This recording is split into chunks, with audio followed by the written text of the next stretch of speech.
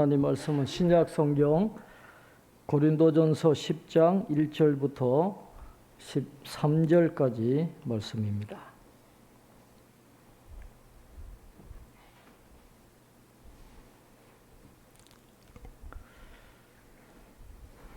고린도전서 10장 1절부터 13절까지 말씀을 제가 봉독해 드리겠습니다. 형제들아, 나는 너희가 알지 못하기를 원하지 아니하노니 우리 조상들이 다 구름 아래에 있고 바다 가운데로 지나며 모세에게 속하여 다 구름과 바다에서 세례를 받고 다 같은 신령한 음식을 먹으며 다 같은 신령한 음료를 마셨으니 이는 그들을 따르는 신령한 반석으로부터 마셨으며 그 반석은 곧 그리스도시라. 그러나 그들의 다수를 하나님이 기뻐하지 아니하셨으므로 그들이 광야에서 멸망을 받았느니라. 이러한 일은 우리의 본보기가 되어 우리로 하여금 그들이 악을 즐겨 한 것 같이 즐겨 하는 자가 되지 않게 하려 함이니, 그들 가운데 어떤 사람들과 같이 너희는 우상 숭배하는 자가 되지 말라. 기록된 바 백성이 앉아서 먹고 마시며 일어나서 뛰논다 함과 같으니라. 그들 중에 어떤 사람들이 음행하다가 하루에 2만 3천 명이 죽었나니 우리는 그들과 같이 음행하지 말자. 그들 가운데 어떤 사람들이 주를 시험하다가 뱀에게 멸망하였나니 우리는 그들과 같이 시험하지 말자. 그들 가운데 어떤 사람들이 원망하다가 멸망시키는 자에게 멸망하였나니 너희는 그들과 같이 원망하지 말라. 그들에게 일어난 이런 일은 본보기가 되고 또한 말세를 만난 우리를 깨우치기 위하여 기록되었느니라. 그런즉 선줄로 생각하는 자는 넘어질까 조심하라. 사람이 감당할 시험밖에는 너희가 당한 것이 없나니 오직 하나님은 미쁘사 너희가 감당하지 못할 시험당함을 허락하지 아니하시고 시험당할 즈음에 또한 피할 길을 내사 너희로 능히 감당하게 하시느니라. 아멘. 교회 소식은 주보를 참조해 주시기를 바랍니다. 고린도 전서를 통해서 사도 바울은 고린도 교인들의 문제를 하나하나 지적하면서 그 문제를 해결할 수 있는 해결책들을 제시를 해주고 있습니다. 고린도 교인들 가운데 이방인도 하지 않을 그런 성적인 죄를 범하는 교인들도 있었습니다. 자기 계모와 관계를 맺는 그런 성적인 죄를 범하는 그런 사람들도 있고, 또 8장, 9장에서는 이 교회의 소위 강한 자들, 또 앞서 나간다는 자들, 또 믿음이 좋다고 하는 사람들이 뭘 하느냐 하면 우상의 제물을 먹는 잔치에 참여를 하는 겁니다. 공공연하게 그런 곳에 가가지고 우상에게 바쳐진 제물을 먹는 자리에 함께 하는 거예요. 그들은 자신들이 믿음이 좋기 때문에 하나님에 대한 분명히 믿음이 있다는 거예요. 하나님은 한 분밖에 안 계시니까 뭐 우상에게 바쳐진 제물 이런 거는 전혀 자기들에게 영향을 끼치지 않는다 그러면서 공공연하게 그런 데 가서 우상에게 바쳐진 제물을 먹는 그 모습을 보여주는 겁니다. 그런데 이게 왜 문제가 됩니까? 믿음이 없는 연약한 자들에게 시험거리가 된다는 거예요. 아, 우리도 우상에게 바쳐진 제물을 먹어도 되겠구나 그러면서 하나님에 대한 믿음이 없는 상태에서 다시 우상 숭배의 그 옛 습관으로 돌아가게 해서 그들을 영적으로 무너지게 하는 그런 죄를 범하기 때문에 모든 것이 가하지만 다 유익이 되는 게 아니다라는 거예요. 그런 연약한 사람들을 위해서 그렇게 우상 숭배 자리에 가서 재물을 같이 먹고 그런 거 하면 안 된다 하는 것을 8장과 9장에서 계속해서 지적을 하고 있는 것입니다. 그러면 왜 이 고린도 교회 성도들은 그런 성적인 죄를 짓고 또 우상 숭배하는 그 자리에 가서 그 음식을 즐기는 그런 일을 계속 했을까요? 그들이 세례와 성만찬에 대해서 잘못된 이해를 갖고 있었기 때문에 그렇다는 것을 사도 바울이 오늘 본문에서 지적을 하고 있는 것입니다.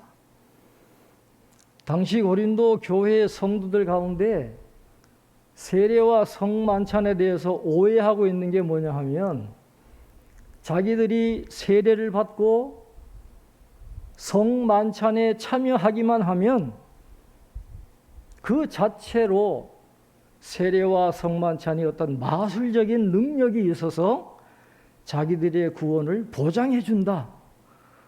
자기들의 구원을 지탱해 준다. 그렇게 생각을 했어요.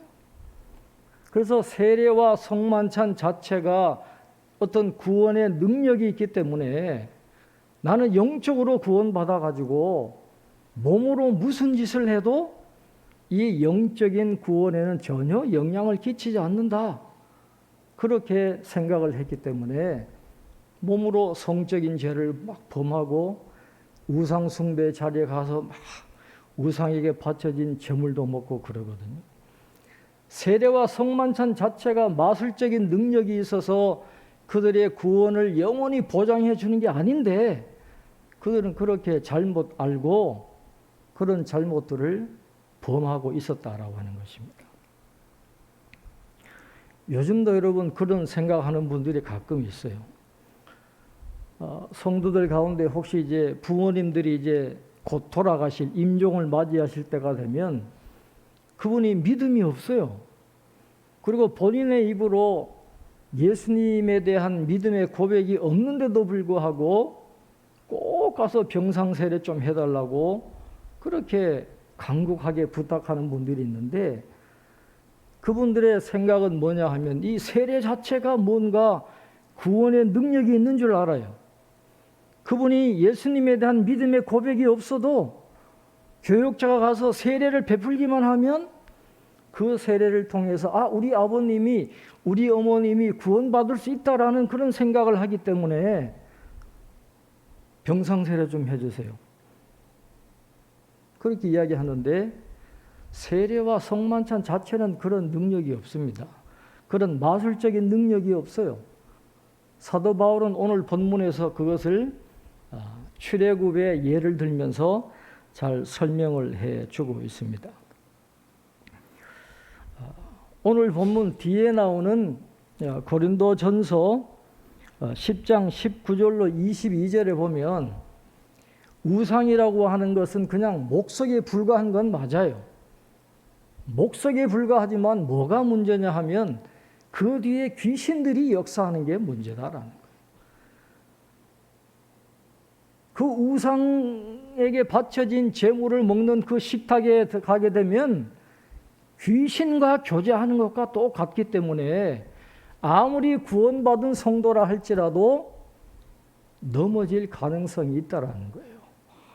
귀신의 유혹에 넘어가고 멸망할 그런 가능성이 있기 때문에 그 자리에 가면 안 된다라고 하는 것을 오늘 사도 바울은 이야기를 하고 있습니다. 그들은 자신들이 세례와 성만찬에 참여했기 때문에 나의 구원이 이미 완성되었다. 세례와 성만찬이 영적인 구원을 보장해 준다. 그런 마음으로 그런 잘못된 행동을 할지 몰라도 그들은 출애굽의 백성들이 멸망했던 것처럼 멸망받을 수 있다라는 것을 꼭 기억해야 된다라는 것을 사도 바울이 오늘 이야기를 하고 있는 것입니다. 바울은 이 출애굽한 이스라엘 백성들이 영적인 의미에서 출애굽한 것이 바로 세례를 받은 것이고 성만찬에 참여한 것과 같다. 그렇게 이야기를 하고 있습니다. 오늘 우리 본문 1절부터 4절까지 한번 같이 읽겠습니다. 1절부터 4절입니다. 형제들아, 나는 너희가 알지 못하기를 원하지 아니하노니 우리 조상들이 다 구름 아래에 있고 바다 가운데로 지나며 모세에게 속하여 다 구름과 바다에서 세례를 받고 다 같은 신령한 음식을 먹으며 다 같은 신령한 음료를 마셨으니 이는 그들을 따르는 신령한 반석으로부터 마셨음에 그 반석은 곧 그리스도시라. 아멘. 오늘 사도 바울이 이스라엘 백성들을 뭐라고 표현했습니까? 출애굽할 때 그 광야의 이스라엘을 우리 조상들이라 그렇게 표현했어요. 지금 이 고린도 교회는 유대인도 있지만은 이방인들도 분명히 있는데 그 이방인들에게도 이야기하는 겁니다. 그 출애굽한 이스라엘 백성들이 우리 조상이라는 거예요. 그러니까 사도 바울이 이야기하는 것은 이방인인 너희들도 회복된 이스라엘의 일부다라는 것입니다. 영적으로 보면 너희들도 이스라엘의 후손이다 하는 것을 지금 강조를 하고 있는 것이죠. 그래서 바울은 이스라엘 백성들이 출애굽하는 그 모든 과정이 세례를 받은 것과 똑같다라는 것을 이야기를 하고 있습니다. 물을 건너잖아요. 모세의 인도를 따라서 홍해를 건넙니다. 신약의 성도들은 침례를 받았거든요. 강물에 들어갔다가 나오는 거예요. 그래서 홍해를 걷는 거나 물에 들어가서 침례를 받는 거나 똑같은 의미가 있어요. 왜냐하면 세례라고 하는 것이 어떤 의미가 있습니까? 사탄의 권세 아래 있던 그 사람이 이제 그 사탄의 권세에서 벗어나서 예수 그리스도의 주권의 영역으로 옮겨오는 것을 세례가 이야기하는 것이고, 그리스도와 연합했다라는 그런 의미가 세례에 있기 때문에 신약 교회의 성도들이 세례받은 의미나 이스라엘 백성들이 애굽에서 벗어나서 가나안 땅으로 들어가는 그런 모든 영적인 여정이 세례와 똑같은 거예요. 애굽의 세력에서 벗어나서 자유를 얻게 되고 하나님과 함께하는 그 공동체를 이루었기 때문에 그게 곧 세례와 똑같다라는 것을 지금 강조를 하고 있습니다. 우리 조상들이 다 구름 아래에 있었다 그랬는데, 구름은 구약 성경에서 하나님의 임재하심을 나타내는 것입니다. 그래서 이 구름은 뭘 의미하냐 하면 신약 성도들이 세례를 받을 때에 그들의 머리 위에 성령이 임재하는 것과 똑같은 거예요. 그러니까 출애굽 백성들이 홍해를 걷는 거나 고린도 교회 성도들이 세례를 받는 거나 그 의미가 똑같다라는 거예요. 그래서 출애굽 때의 구원의 체험이나 신약 성도들이 세례받을 때의 구원의 체험이나 똑같은 그런 의미를 갖고 있다라는 것을 이야기를 하고 있습니다. 그리고 광야에서 만나를 먹고 또 반석에서 나는 물을 먹는 것, 이게 바로 성만찬의 떡과 포도주와 같은 것이다. 그래서 세례와 성만찬을 지금 이야기를 하고 있는 겁니다. 자, 유대인들은 어떤 생각을 갖고 있었느냐 하면 자기의 조상들이 광야 40년 동안 생활을 할 때에 그 자신의 조상들을 따라다니던 신령한 반석이 있었다, 그렇게 믿었어요. 오늘 본문에도 나오잖아요. 그들을 따르는 신령한 반석으로부터 마셨다.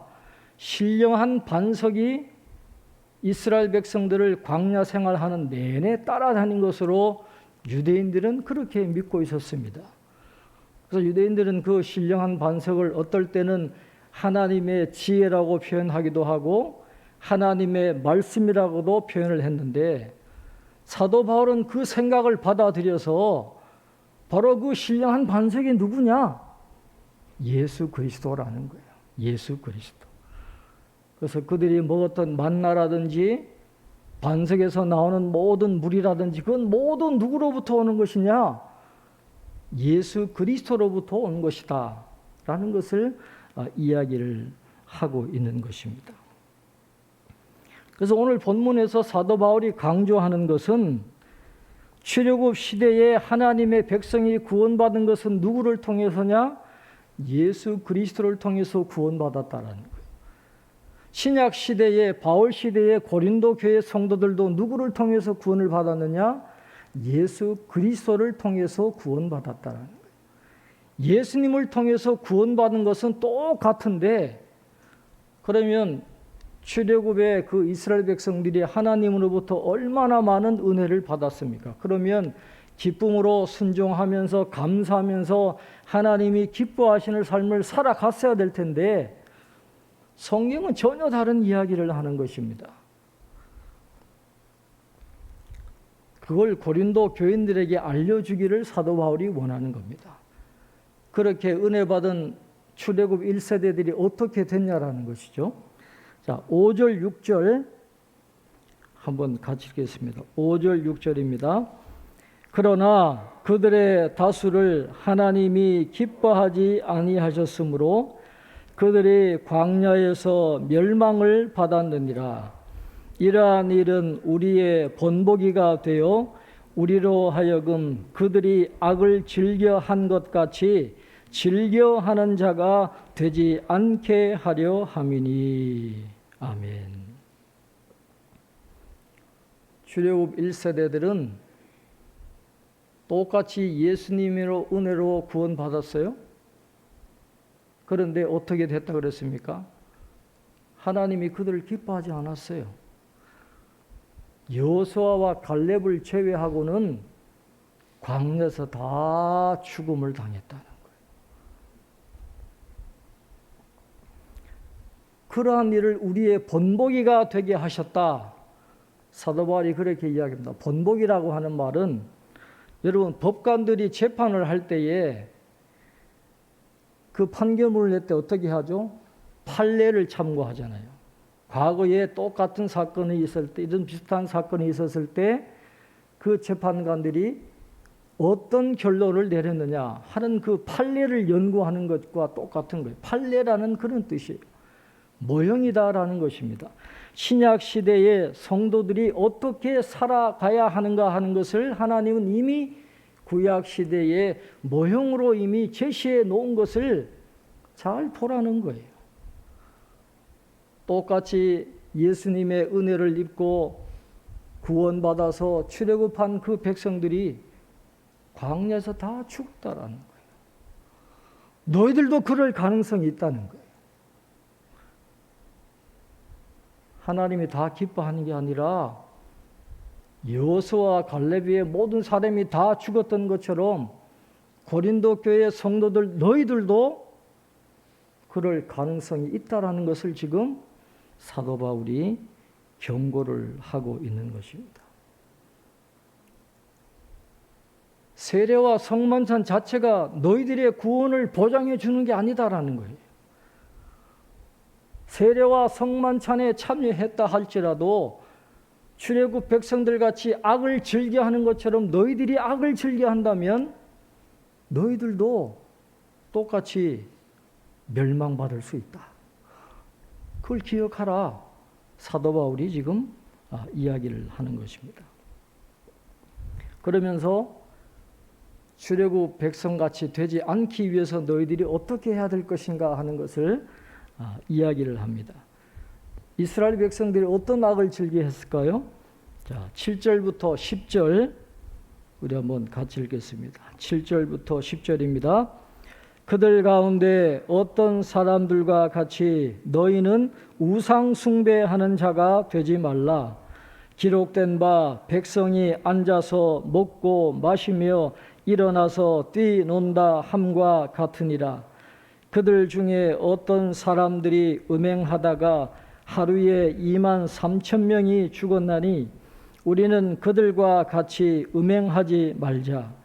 그들 가운데 어떤 사람들이 주를 시험하다가 뱀에게 멸망하였나니 우리는 그들과 같이 시험하지 말자.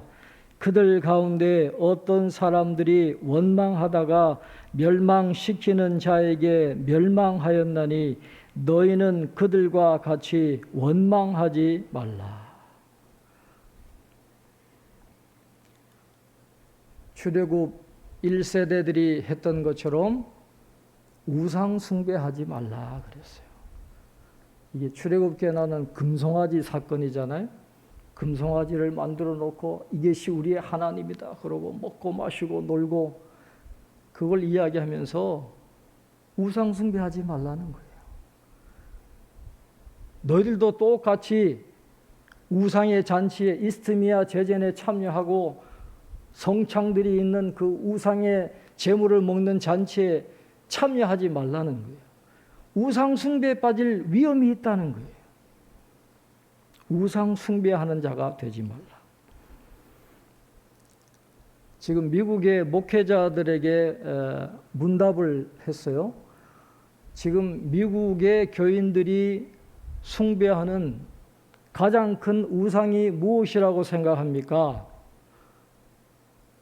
대답을 목회자들이 60 내지 70%가 미국인들이 숭배하는 가장 큰 우상은 안락함이라 그렇게 이야기했어요. 돈, 명예 뭐 이런 거 우리가 전통적으로 알고 있는 그런 우상보다도 미국 교인들에게 제일 심각한 우상은 안락함이라는 거예요. 안락함. 경제적으로 부유해지면 이 성도들이 줄어들게 되어 있습니다. 어디든지 마찬가지예요. 그래서 미국의 그 영성 생활의 제일 문제가 뭐냐? 그 안락함을 주는 것들을 지키기 위해서 헌신하는 그 성도들의 분주함, 그것이 영성 생활의 가장 큰 적이다. 안락함이 우상 숭배다. 그렇게 이야기합니다. 우상 숭배하지 말라.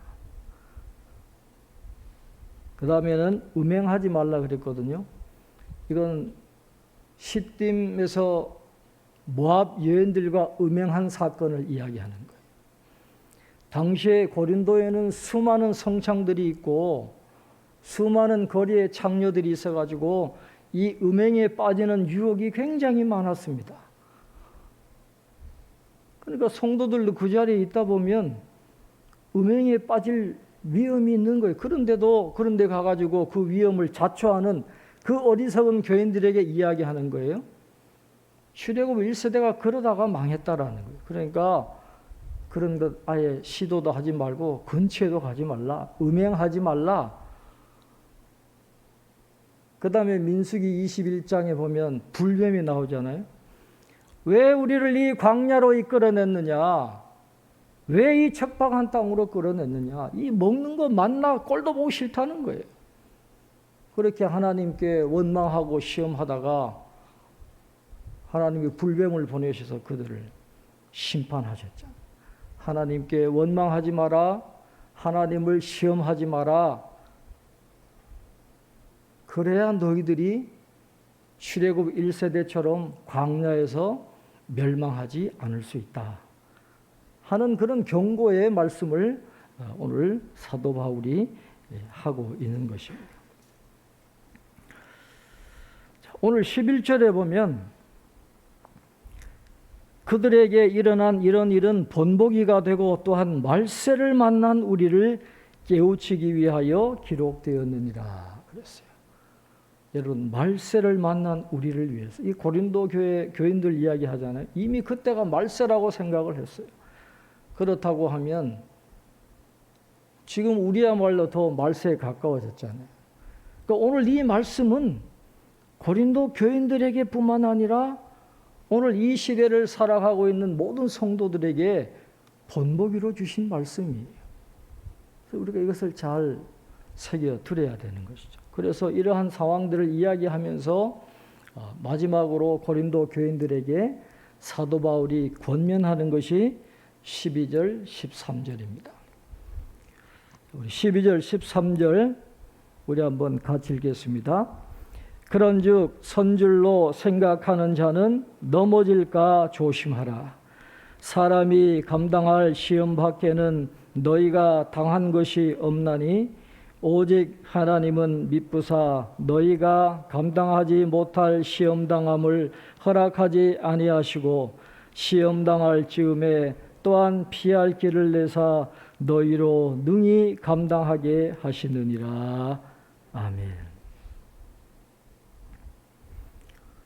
여러분 12절 13절 잘 보시기 바랍니다. 12절에 보면 그런즉 선줄로 생각하는 자는 넘어질까 조심하라 그랬어요.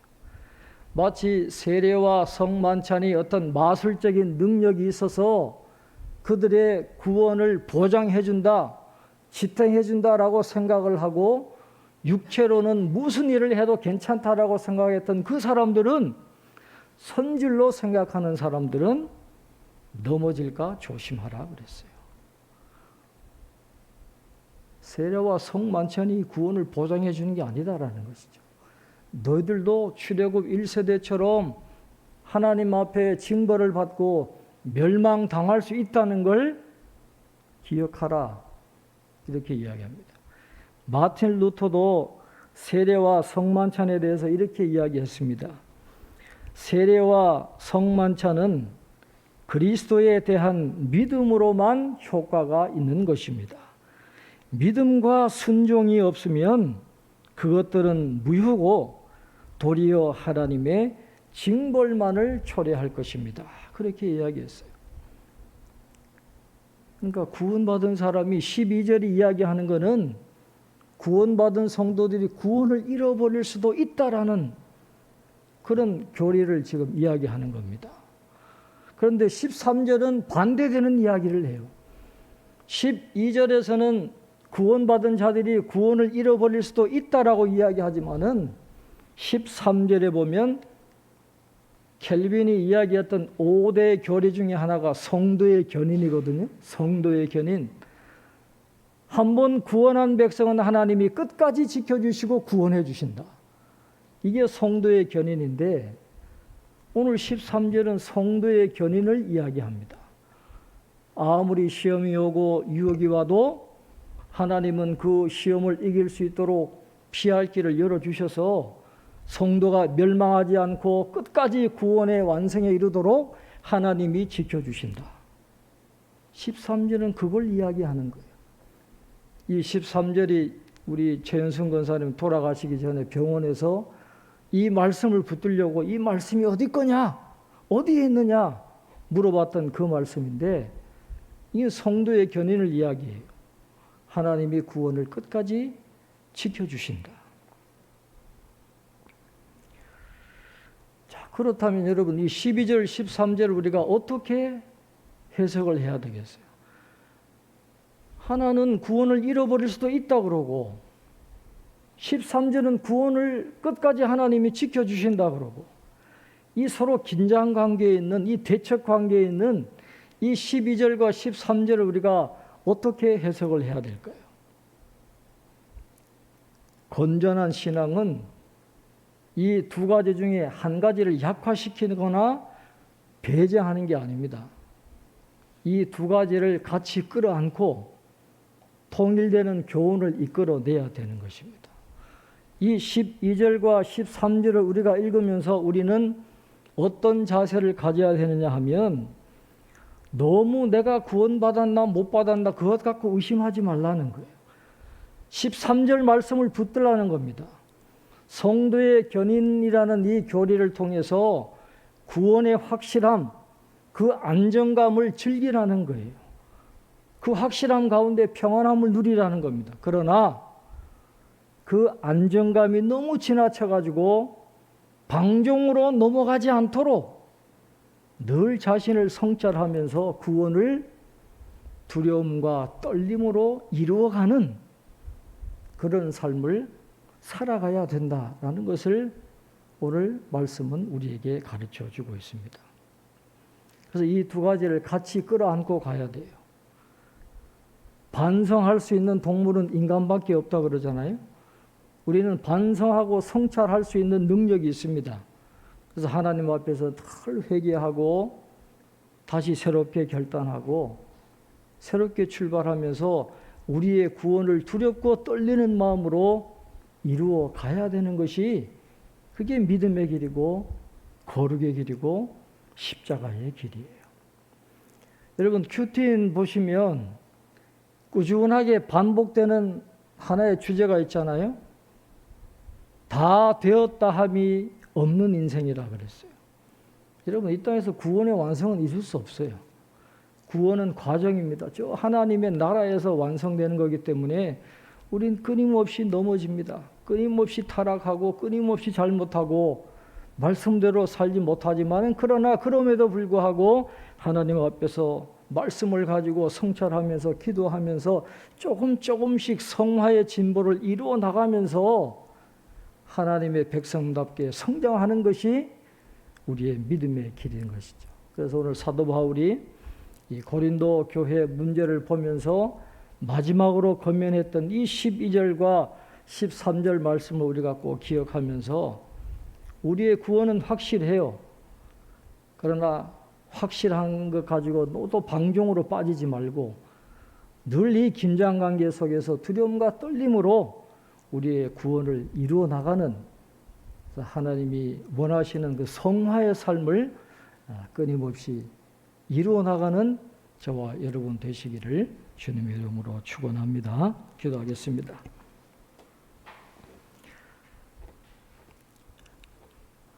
존귀하신 하나님 아버지, 오늘도 하나님 앞에 예배 드리게 하시고 사도 바울이 고린도 교인들에게 보내었던 고린도 전서의 말씀을 함께 나누게 하시고, 이 말씀이 우리에게 주시는 교훈을 다시 한번 되새기며 새롭게 믿음으로 결단할 수 있도록 인도해 주신 것을 감사합니다. 두렵고 떨림으로 우리의 구원을 이루어 가라고 했습니다.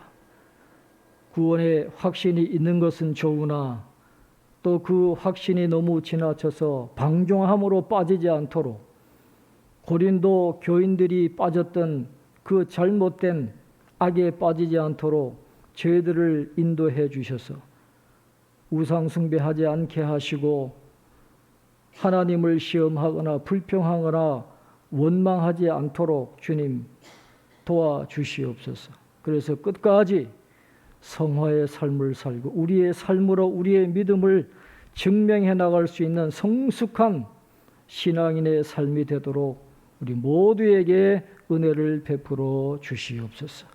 예수님의 이름으로 기도하옵나이다. 아멘.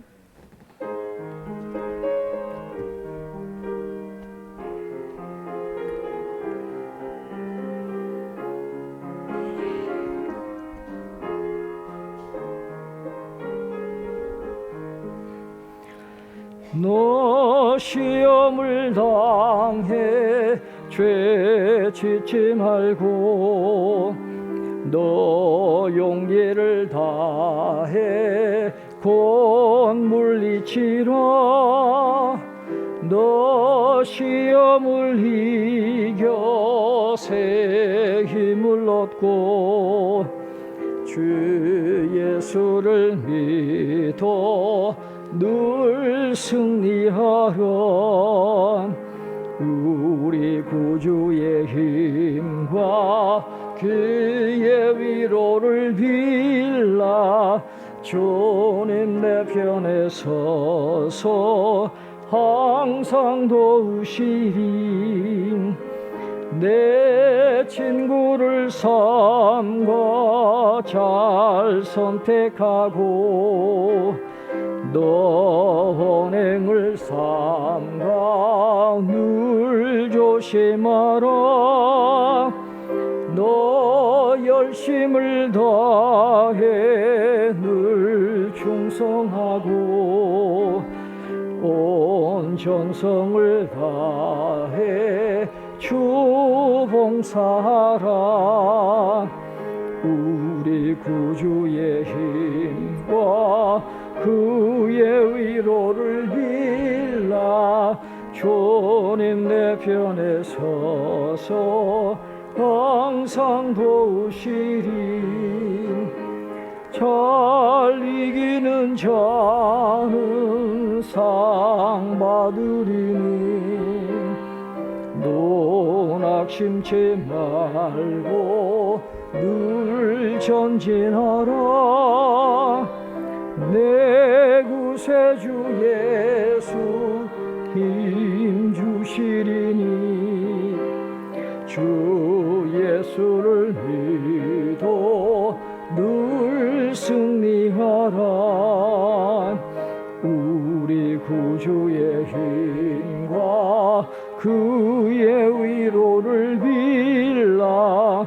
주님 내 편에 서서 항상 도우시리.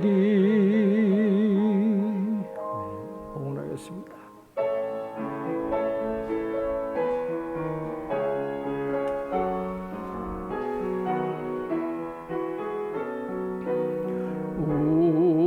우리에게 향하신 여호와의 인자하심이 크고 크도다.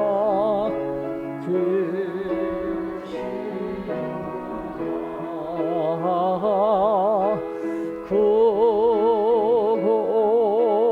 크도다. 그시도다.